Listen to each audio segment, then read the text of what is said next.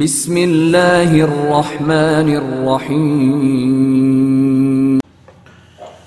بسم اللہ الرحمن الرحیم ثم ان المتولی للبیع هو البطن الموجود بضمیمۃ الحاکم الی آخرہ۔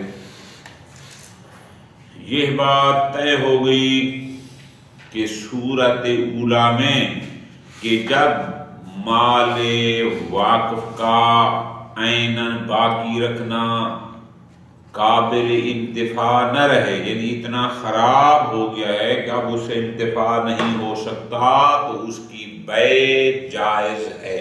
یہ بات کلیئر ہو گئی۔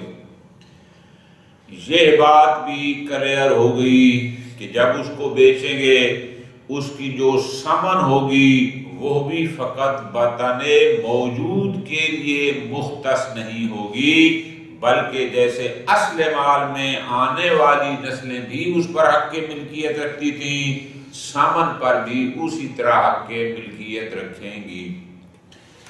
تیسری بات یہ بھی طے ہو گئی شیخ اعظم کے نزدیک کہ اس مال موقوف کا مماثل خریدنا یہ بھی کوئی واجب نہیں ہے، بلکہ اصل معیار ہے بطن موجود اور بطون معدومہ کی مصلحت کا لحاظ رکھنا۔ اگر ان کی مصلحت مماثل کے خریدنے میں ہو تو مماثل اسے لے لیا جائے، اور اگر غیر مماثل میں ہو تو غیر مماثل لیا جا سکتا ہے۔ یہ بات طے ہوگی تین چیزیں۔ آج آ گئی چوتھی چیز، اور غالباً شاید یہی آخری ہوگی، ایک دو ذیلی باتیں ہوں گی۔ وہ یہ ہے کہ یہ جو مال وقف معبد تھا، اس مال وقف کو جس صورت میں بیچنا جائز ہے، یہ بائع کون ہوگا، بیچنے کا حق کون رکھتا ہے؟ فرماتے ہیں کوئی مشکل نہیں، جو لوگ اس پر حق کی ملکیت رکھتے تھے وہی اس کو بائع کرنے کا بھی حق رکھتے ہیں۔ جناب اس پر ایک تو تھی بطن موجود جو موجودہ نسل ہے، چلو وہ تو موجود ہے، لیکن بطون معدومہ کا کیا ہوگا؟ فرماتے ہیں کوئی مشکل نہیں، ان کی طرف سے حاکم شرعی نتیجہ کیا ہوگا؟ اس مال وقف کو بیچنے والے جو بائع ہوگا وہ بطن موجود کے لوگ خود اور بطون معدومہ کی طرف سے حاکم شرعی۔ ٹھیک ہو گیا؟ پھر درمیان میں ایک چھوٹی سی بات کی ہے، جناب اگر واقف نے وقف کرتے وقت کسی کو اس مال موقوف کا ناظر قرار دیا ہو کہ یہ اس کا متولی ہوگا، یہ انچارج ہوگا، یا آج کی اصطلاح میں وہ اس کا مینیجر ہوگا، آیا اس کو بھی حق ہے کہ اس کو بھیج سکے؟ فرماتے ہیں اس لحاظ سے دیکھیں کہ چونکہ اس کو متولی وقف قرار دیا گیا ہے، اس کو ناظر قرار دیا گیا ہے، بڑے اہم کام سارے اسی نے انجام دینے ہیں، تو اس کو بھی حق ہونا چاہیے کہ اس کی بیع کر سکے۔ لیکن اس لحاظ سے دیکھیں کہ وہ ناظر تھا اس مال وقف کی دیکھ بھال کا، کرائے پر دینا ہے، کسے کرایہ لینا ہے، کوئی اس کو ٹھیک کروانا ہے، فلاں ان چیزوں کے لیے۔ اصل مال میں تصرف کو اس کو بیچ دے، شاید اس حد تک اس کی نظارت نہ ہو۔ اچھا چلو بیچ تو دیا بطون موجودہ اور حاکم شرعی نے مل کر، اب جب اس کا عوض آ گیا تو جو اصل پر ناظر تھا، آیا اس کے بدل پر، اس کی ثمن پر، اس پر بھی ناظر ہوگا یا نہ ہوگا؟ فرماتے ہیں اگر ہم قاعدہ بدلیت کو دیکھیں تو ہونا چاہیے، لیکن اس لحاظ سے دیکھیں کہ جب واقف نے اس کو اس عین مال پر ناظر بنایا تھا، بدل کی بات اس پر نہیں تھی۔ ایک آخری چھوٹی چھوٹی باتیں جنہیں کوئی دقیق بات انشاءاللہ اس میں نہیں آئے گی۔ ثم ان المتولی للبیع، اب جب صورت اولی میں وقف کی بیع جائز ہو گئی تو متولی بیع کون ہوگا، اس کو بیچے گا کون؟ فرماتے ہیں هو البطن الموجود، یہی موجودہ نسل جو لوگ ابھی اس زندہ ہیں، یہ بِزَمِیمَةِ الْحَاکِم، ساتھ حاکم شرعی، کیوں؟ القیم من قبل سائر البطون، اس لیے کہ جنہوں نے ابھی آنا ہے انشاءاللہ اس دنیا میں، ان کی طرف سے تو متولی اور ان کی طرف سے جو ہے سربراہ وہ حاکم شرعی ہوتا ہے، لہذا وہ ہوگا یہ دونوں مل کر، ٹھیک ہے جی۔ آگے فرماتے ہیں پہلے مرحلے میں یحتمل ان یکون ھذا الی الناظر ان کان، کہ اگر اس والے وقت کا کوئی ناظر تھا، کوئی متولی تھا، تو ممکن ہے یہ بے والا اختیار اس کو بھی ہو اگر مال وقت سورہ اولیٰ تک پہنچ جائے، کیوں؟ لأنہ المنصوب، اس لیے کہ اس کو ناظر قرار دیا گیا تھا، لمعظم الامور، ان تمام بڑے اور اہم امور کے لیے، الراجعۃ الی الوقت، جس کا اس مال وقت سے کوئی تعلق تھا، جو اہم امور تھے سارے اسی ناظر نے انجام دینے تھے، اس سے بڑا اہم اور کیا ہو سکتا ہے کہ اس کو بیچنا ہے، احتمال ہے کہ اس کو بھی یہ اختیار ہو۔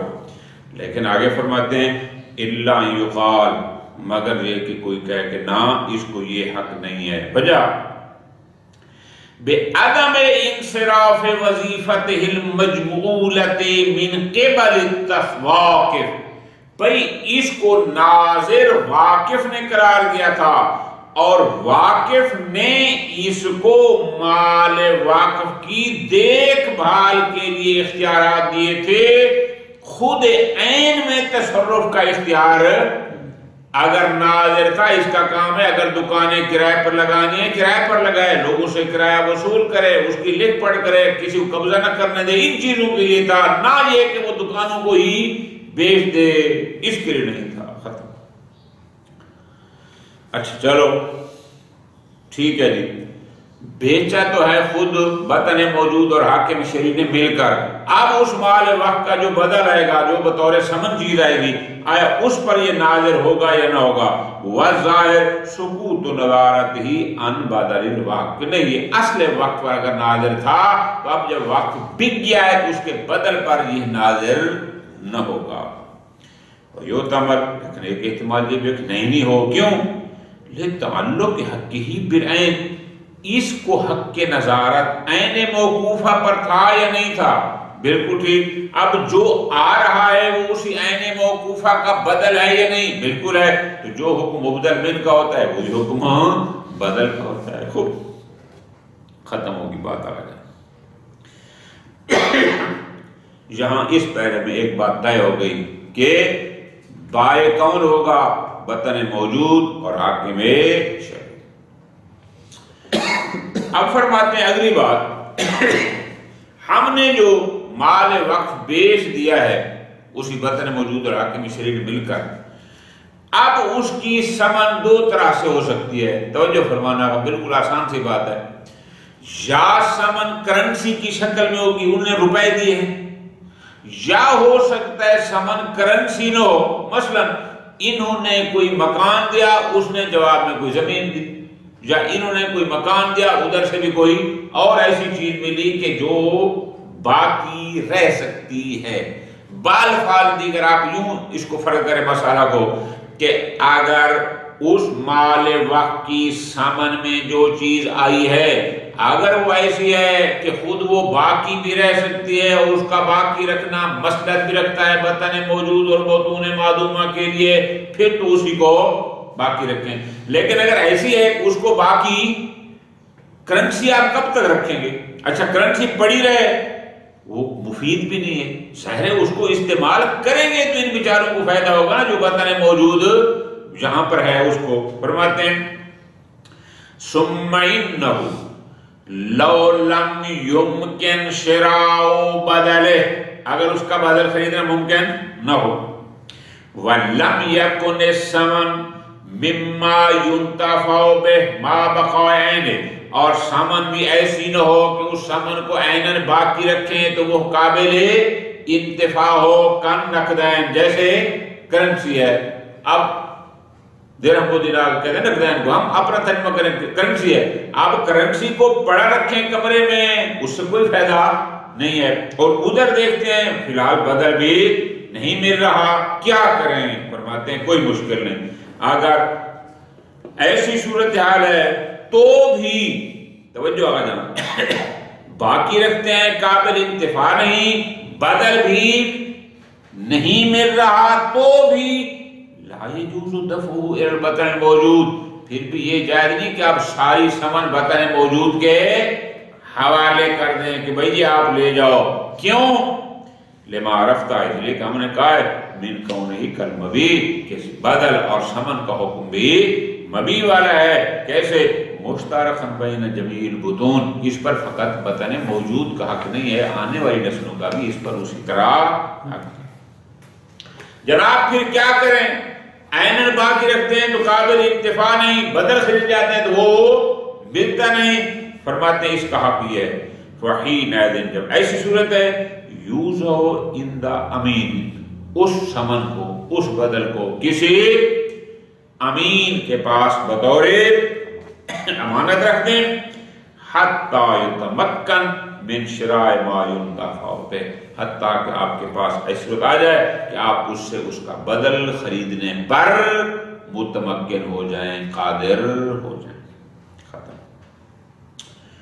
وَلَوْ مَعَ الْخِيَارِ إِلَى الْمُدَّعِ، یہ علیحدہ مسئلہ ہے، توجہ کرنا۔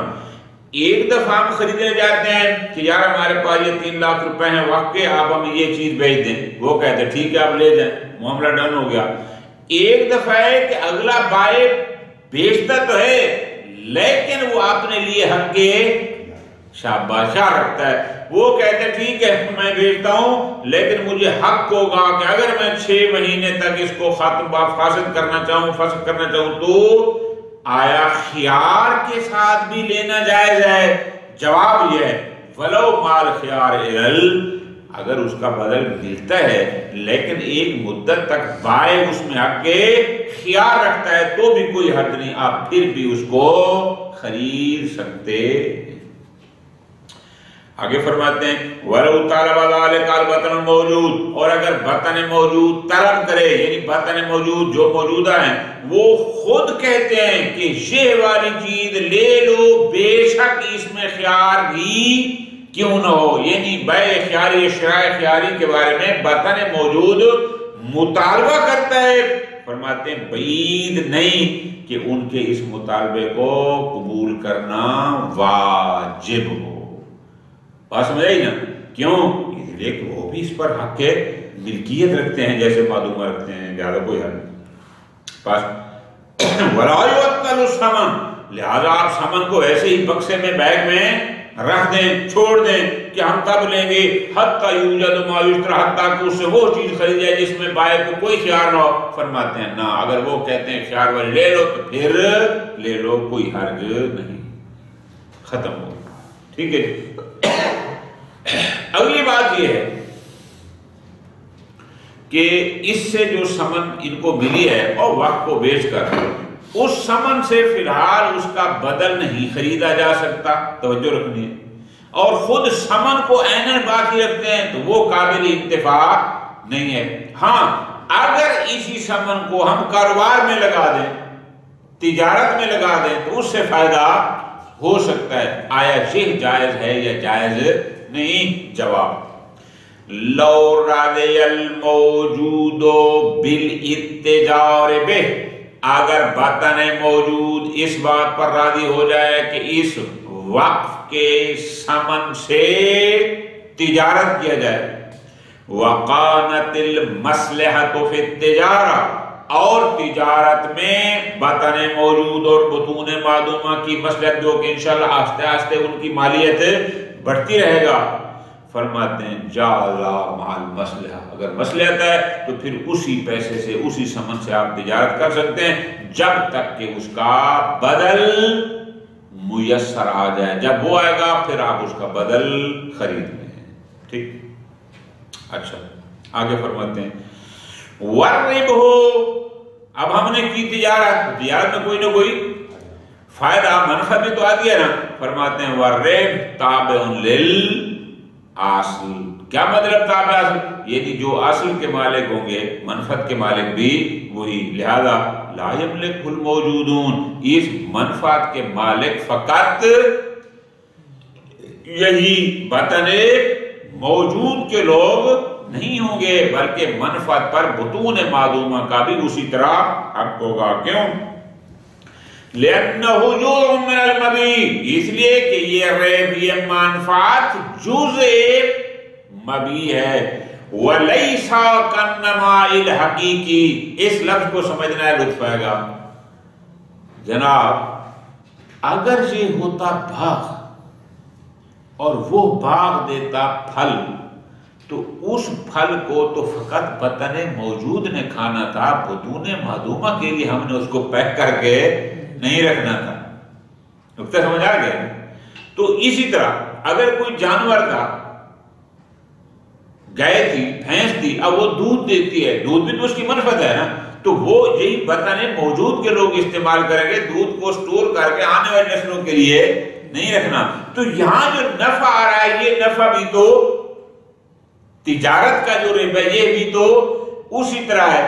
اس کا جواب دے رہے ہیں کہ نا کاروبار یعنی تجارت کا جو ربح ہے، جو فائدہ ہے، یہ مثل اس نمائے منفصل حقیقی کے نہیں ہے۔ آپ اس کو یہ نہ کہیں کہ یہ گویا آم کا پھل ہے اور موجودہ لوگ کھا جائیں گے، یہ اس طرح نہیں ہے، یہ نمو منفصلہ نہیں ہے، بلکہ انہو جزء من المبیع، آپ اس کو جزء مبیع سمجھیں گے۔ بات سمجھا گئی؟ جہاں تک بات آگا جان ختم ہو گئی، جہاں تک بات تھی کہ سارا مال وقت خراب ہو گیا ہے اور وہ اتنا خراب ہوا کہ قابل انتفاع نہیں ہے، تو سورۃ اولیٰ میں ہم نے کہا اس کی بیع جائز ہے۔ اگلے دو پیرے مختصر سے اس بارے میں کہ سارا خراب نہیں ہوا، کچھ حصہ اس کا خراب ہو گیا، تو آیا کچھ حصہ خراب اگر ہو جائے تو اس خراب حصے کو بیچ دیں، جو ٹھیک ہے اس کو باقی رکھیں، یہ بھی جائز ہے یا جائز نہیں؟ سوال سمجھا گیا؟ آسان۔ فرماتے ہیں لا فرق فی جمیع ما ذکرنا من جواز بیع الوقف ما خراب الوقف بین عروض الخراب لکلہ او بعضہ۔ ہم نے جو کہا کہ اگر خراب ہو جائے بیچنا جائے گا، اب اس میں کوئی فرق نہیں کہ وہ سارے کا سارا خراب ہو جائے یا اس کا کچھ حصہ، تو بھی فرماتے ہیں یہ جائز ہے۔ لہذا فَيُبَاعُ الْبَعْضُ الْمَخْرُوبُ، جتنا حصہ خراب ہو گیا ہے اس کو بیچ دیا جائے گا، وَيُجْعَلُ بَدَلُهُ مَا يَكُونُ وَقْفًا، اس کے بدل کو پھر ہم اسی طرح وقف قرار دے دیا جائے گا۔ خوب،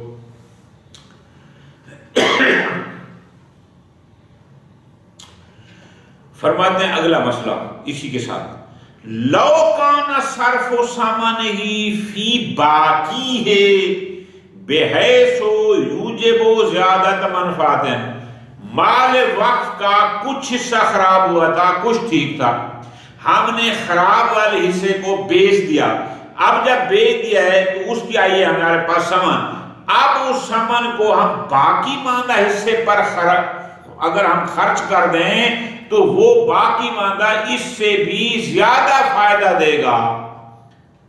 تو جو فرما رہے ہیں نا، یعنی فرض کرو ابھی اس مکان کا جو باقی ماندہ ہے اس کا کرایہ ہمیں مل رہا ہے 10,000، اگر یہ پیسے بھی اسی پر خرچ کر دیں تو اس کی منفعت 20,000 تک پہنچ سکتی ہے۔ تو جو حصہ تھوڑا سا خراب تھا اور جو بیچا ہے اس کی ثمن آیا باقی ماندے پر خرچ کی جا سکتی ہے تاکہ اس کی منفعت زیادہ ہو۔ فرماتے ہیں اگر بطن موجود راضی ہے تو کوئی حرج نہیں ہے۔ یہ مسئلہ لو کان صرف ثمنہ، یعنی وہ ثمن بعد المخروب ہو، جو ہم نے تھوڑا سا حصہ خراب تھا اس کو بیچا تھا، اس کی ثمن کو خرچ کرنا باقی ماندہ میں کہ جو خراب نہیں ہوا تھا اس میں خرچ کرنا اس انداز میں کہ یوجب زیادت منفعت، کہ اس باقی ماندہ سے فائدہ زیادہ لیا جا سکتا ہے، یہ جائز ہے۔ فرماتے ہیں جائز، ہاں جائز ہے، آپ اس پر صرف کر سکتے ہیں، خرچ کر سکتے ہیں، لیکن مع رضائل کل کیا بطن موجود بھی راضی ہو اور بطون معدومہ کی طرف سے حاکم بھی راضی ہو تو کوئی حرج نہیں ہے. کیوں؟ لما عرفتہ کل کی رضایت ہم نے اس لیے کہی ہے کہ من کون ثمن ملکن للبطون، چونکہ ثمن فقط نہ حاکم کی ملکیت ہے اور نہ فقط بطن موجود کی، سب کی ملکیت ہے. لہذا فاللحم التصرف ہی ہے اس ثمن میں یہ بطن موجود اور حاکم مل کر تصرف کر سکتے ہیں. علی ظن المصلحہ، جہاں جہاں بھی وہ مصلحت اور فائدہ سمجھیں گے ان کو اختیار ہے کہ ثمن کو خرچ کر سکتے ہیں. ٹھیک ہو گیا؟ اچھا، اب فرماتے ہیں ایک اور مسئلہ اس سے مربوط ہے.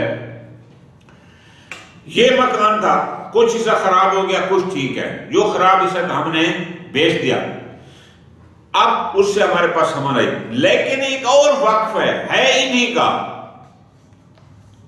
ذرا فرق کرنا ہے. ایک تو نا یعنی اسی مکان کا کچھ حصہ باقی اور کچھ خراب ہو گیا تو ہم نے کہا خراب کو اسی باقی حصے پر خرچ کرنا جائز ہے اگر اس سے منفع زیادہ ہو. ایک ہے کہ اس پر نہیں، ایک اور مکان ہے وہ بھی وقف ہے اور انہی لوگوں کے لیے ہے. جہت وقف بھی ایک ہے اور موقوف علیہم بھی ایک ہے. کیا ادھر کا پیسہ ادھر، اس مال وقف کا پیسہ سامان اس دوسرے مال موقوف پر خرچ کیا جا سکتا ہے؟ جواب یعلم جواز و صرف ہی، ہاں اس کی سمن کو خرچ کرنا جائز ہے. فی وقف آخر، ایک اور وقف پر، لیکن علیہم ہو انہی لوگوں پر جن پر یہ وقف تھا وہ بھی انہی پر ہو. اور علی نحو ھذا الوقف، جیسا یہ میں نے آپ کو اردو میں آسان کہا کہ جہت وقف بھی ایک ہو، موقوف علیہم بھی ایک ہو، تو ادھر کا پیسہ ادھر خرچ کیا جا سکتا ہے. فیجوز ثمن صرف ثمن ملک مخروب، لہذا اس ملکیت مخروبہ کی ثمن کو خرچ کرنا جائز ہے. فی تعمیر وقف آخر، اس دوسرے وقت پر کہ وہ بھی تھا انہی کے لیے. ٹھیک ہو گیا؟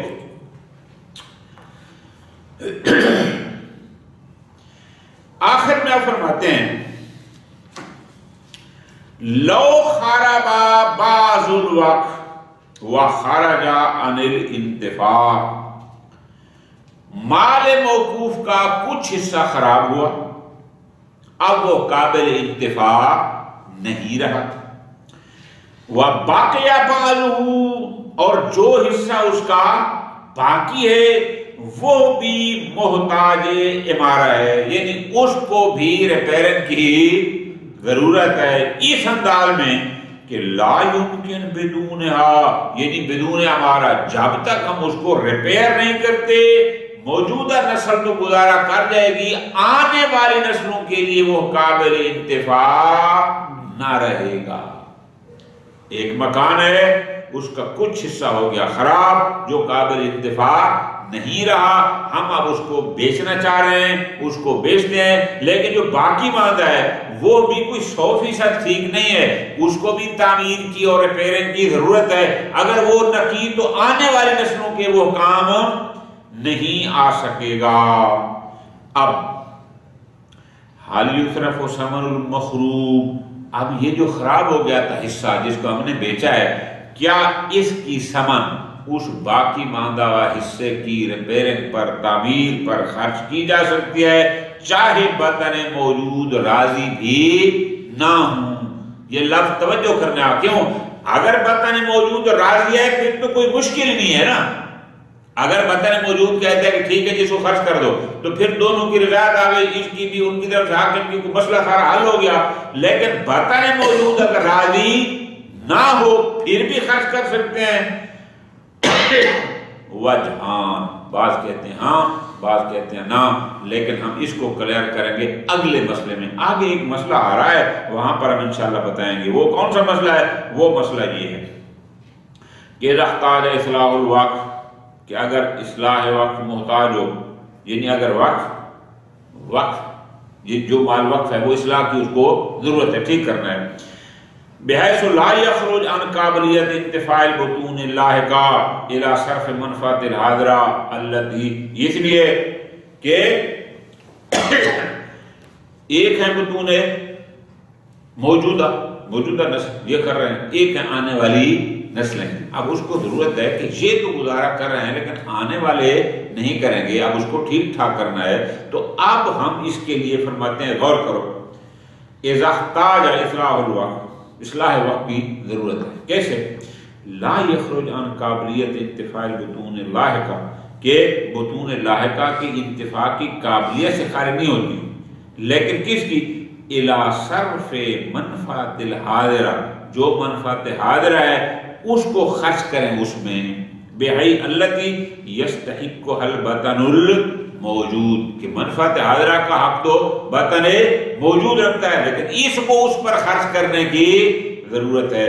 اذا لم یفترض واقع، حالانکہ واقع نے یہ نہیں کہا تھا کہ جب اس کو ضرورت ہو اسی میں سے آپ اس پر بھی خرچ کر سکتے ہو الاخری، تو اب آیا اس میں خرچ کر سکتے ہیں کہ موجودہ بطن کو وہ منفعت نہ دیں اور اس کی اصلاح کریں، آیا یہ جائز ہے یا نہیں؟ فرماتے ہیں وہاں پر ہم تفصیل سے بتائیں گے تو یہ مسئلہ بھی کلیئر ہوگا۔ وَهُنَا فُرُوعٌ أُخَرَ يَسْتَخْرِجُهَا الْمَاهِرُ بَعْدَ، اور بھی فروعات ہیں۔ مثلا اگر ہم دیکھتے ہیں کہ مماثل خریدتے ہیں تو موجودہ نسل کو فائدہ ہے، بطون معدومہ کو نہیں ہے، یا اس کا الٹ مماثل خریدتے ہیں تو بطون معدومہ کی مصلحت ہے، بطن موجود کی مصلحت ہے، یا اسی طرح غیر مماثل سے بطن موجود کو فائدہ ہے، بطون معدومہ کو نہیں، ان کا حکم کیا ہوگا؟ یہ فرماتے ہیں سارے اگلے مسئلے میں انشاءاللہ کلیئر کر لیں گے۔ صلی اللہ علیہ وسلم۔